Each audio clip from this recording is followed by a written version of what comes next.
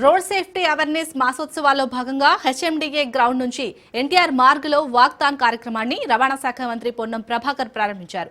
రాష్ట్రంలో రోడ్డు ప్రమాదాలను నివారించేందుకు ప్రతి ఒక్కరికి రోడ్డు భద్రతపై అవగాహన పెంచేందుకు నెల రోజుల పాటు అవగాహన కార్యక్రమాలు నిర్వహించిన రవాణా శాఖ విద్యా సంస్థల్లో రోడ్ సేఫ్టీ అవేర్నెస్ పార్కులను కూడా ప్రారంభించింది. రోడ్ సేఫ్టీపై అవగాహన చాలా అవసరం. ఈ అవగాహన వల్ల మనమందరం ఒక్కరిని కాపాడినా చాలా సంతోషమన్నారు మంత్రి పొన్నం ప్రభాకర్. ట్రాఫిక్ నిబంధనలు ఉల్లంఘించిన వారికి లైసెన్స్ రద్దు చేస్తామన్నారు.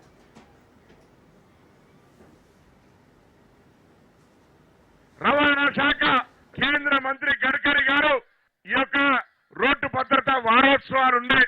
దీని ప్రాధాన్యతను పట్టించుకొని రోడ్డు భద్రత మాసోత్సవాలు చేశారు.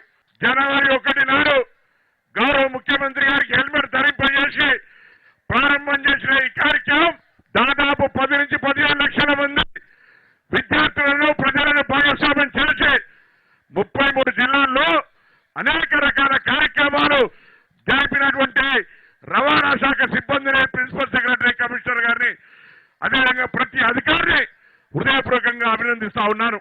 ఎక్కడెక్కడైతే బ్లాక్ స్పాట్స్ ఉన్నాయో, యాక్సిడెంట్ జోన్ ఏరియాస్ ఉన్నాయో వాటన్నిటినీ ప్రభుత్వం తొలగించి యాక్సిడెంట్లు జరగకుండా చూసే ప్రయత్నం చేస్తా ఉంది.